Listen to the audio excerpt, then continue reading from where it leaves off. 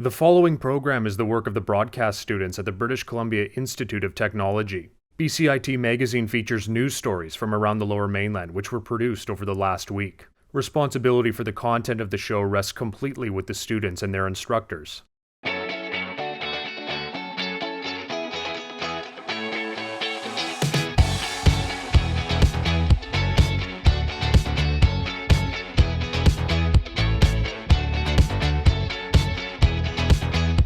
Today on BCIT Magazine, protesters push back on the Trans Mountain Pipeline. Home prices are skyrocketing in the middle of a pandemic. And one makeup artist turns to social media to showcase her skills.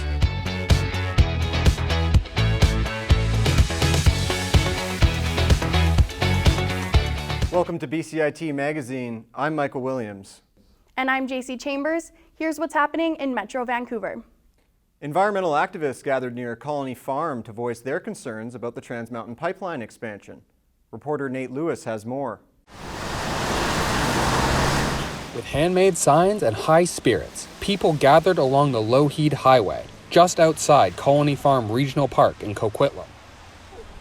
You know, I like the phrase, think globally, act locally. This is it. They're here to protest the expansion of the Trans Mountain Pipeline.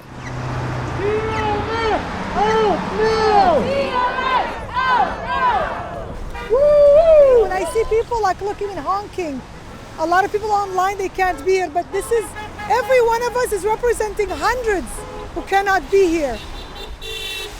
Trails in the park will be closed for up to 2 years while Trans Mountain assembles pipe. I mean, there's so many beautiful nature trails, but cycling opportunities.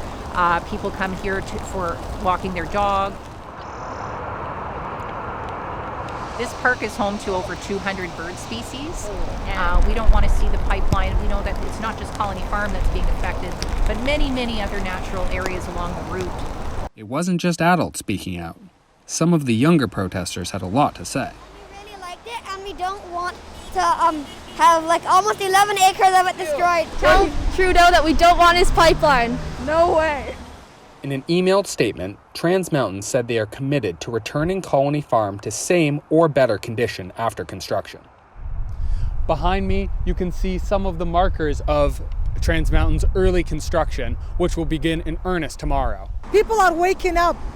I'm noticing people are waking up to the reality of the climate crisis we're in. Nate Lewis in Coquitlam for BCIT Magazine. Our reporter Nate Lewis joins us now with more. Nate, were the protesters able to stop the park from being closed? Hi, Michael. The short answer is no. Organizers were not naive about their ability to keep Trans Mountain out of Colony Farm. The goal of the protest is to halt the project by increasing pressure on elected officials. And what about that increasing pressure? Has there been other opposition to expanding the pipeline? Well, yes. A recent study from a team of researchers at SFU found that the expanded pipeline was unlikely to earn a net profit. This is primarily due to construction costs, which have more than doubled from initial estimates. Thank you, Nate. If you're looking to buy a new home, be prepared to dig deep. Many houses have been flying off the market at record prices during the pandemic. Reporter Mohammed Hussein investigates whether this trend will end anytime soon. As home prices continue to skyrocket, the search for affordable housing has become quite difficult for many. So I just had my son move out of town to Revelstoke, where he just can't afford to live here. According to a recent report by Demographia, Vancouver was ranked the second least affordable city in the world behind Hong Kong. Even people with money would have a hard time finding a place within a reasonable amount of time. Even cities such as New York and London, which have 12 times Vancouver's population, were ranked significantly more affordable. Sean Brown, a realtor with over a decade of experience in the market, explains that adjustments to remote learning played a huge part in the surge of demand throughout the Lower Mainland. So basically more space, more rooms, and in many cases, in order to afford that, further out. So that's why we're seeing so many of the basically surrounding little cities or smaller towns or whatever around big cities seeing huge increases and run-ups in prices. However, there are some who think the hefty price tag is reasonable. If you want to live in the close to downtown core, you're going to be paying a lot of money, be it Paris or Sydney or San Francisco or wherever it might be. I think it's one of the best places to live, and I think it's temporary. I don't know if the market will always be this high. As for what the projections are for the rest of the year, Brown noted that the combination of COVID-19 vaccines and low interest rates will keep housing demand high, but there is one aspect that could potentially equalize the market. The only thing that could make the market a little bit less hot is if there's more of an influx of supply that comes on to almost balance out that demand much more so than it is at this time. Brown added that being very proactive is a massive key to being successful in today's housing market. For BCIT Magazine, I'm Mohammed Hussein. Coming up on BCIT Magazine, how one Vancouver restaurant is pivoting during the pandemic. And a local makeup artist becomes a social media sensation.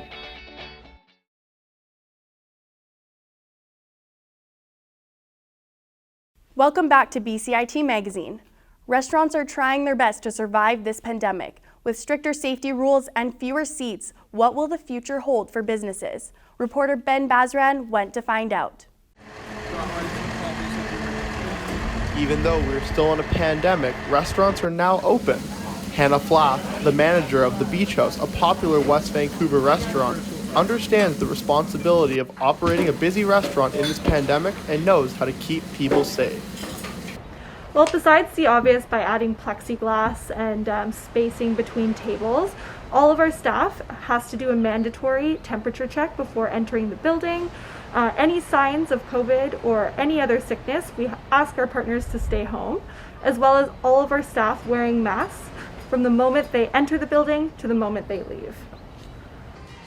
As these institutions are open for business amidst the pandemic, many locals like Kevin Ford are eager to return to restaurants as a place to relax. Cheers.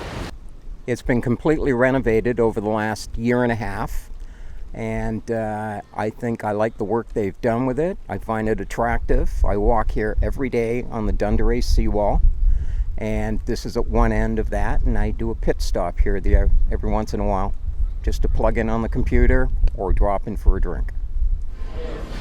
Even with all these safety measures in place, there are people like North Vancouver's Catherine Lava who don't quite feel ready to return to the restaurant scene. Well, I think the main reason I'm not comfortable is because we know that it's not only spread by droplet, but it's spread by aerosol. So with the new variants coming and things, I'm just really, really nervous about going into an atmosphere unless it's in open air in a closed space. The level of comfortability among the general public varies, but it is obvious that restaurants are doing the best they can to make people feel safe. As vaccinations continue to be administered, people will soon enough return to restaurants and we will be back to almost a normal environment. Plexiglass and masks will soon be a thing of the past. Ben Basran for BCIT Magazine. Our reporter Ben Bazran joins us now with more. Ben, tell us, what has changed with indoor dining? Indoor dining is not permitted until April 19th, when the decision will be reevaluated by Provincial Health Officer Dr. Bonnie Henry. As case numbers continue to rise, many felt this was the correct move to limit social interactions, and now only restaurants with a patio, like the Beach House, will be able to serve guests. Thanks, Ben. The people who have a career of making others beautiful have faced struggles amid the pandemic. However, makeup artists are trying to be creative and brush off the challenges. My co-anchor, JC Chambers, shows us how. Totally. Sounds good. Just right in there. So Langley makeup artist Jada Marini is working hard to make sure health and safety is remaining a priority. I always get my clients to hand sanitize when they come in. And then obviously all my tools are sanitized with 99% alcohol. 19-year-old Taylor Robinson has been a client of Jada since her grad and has come back for more. All her supplies is really clean, and she cleans her brushes throughout your experience here, so you know that everything going on your face is sanitized.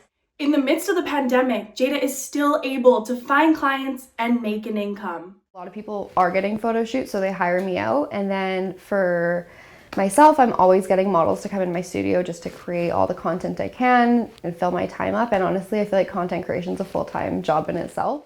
Jada's strong social media presence and content creation helps bring in clients regularly. Jada asked me to come in today to take photos for content for Instagram. I think this will be cool because I knew I wanted to do something smoky on you. However, with events such as weddings being canceled and postponed, contracts that were created pre-COVID had some missing pieces. So at first when COVID started, obviously there was nothing in my contract about a global pandemic because that wasn't even in the question. And so a lot of people were demanding refunds. With new changes, Jada has been able to restore a more organized and fair way to cope with challenges by allowing clients to rebook where needed. Yeah, it's a sticky situation for both of us, but it's been okay so far. Jada has managed to work through it and leaves clients feeling pleased with results. I love my makeup. She did a really good job. She did my makeup for grad too, and I was really happy with that, so I always come back. Jada's not sure how many events will happen this summer, but things are looking up for 2022. Clients are already asking, and she's getting married herself. I'm JC Chambers in Langley for BCIT Magazine. Thanks for watching BCIT Magazine. I'm Michael Williams. And I'm JC Chambers. Have a good rest of your day.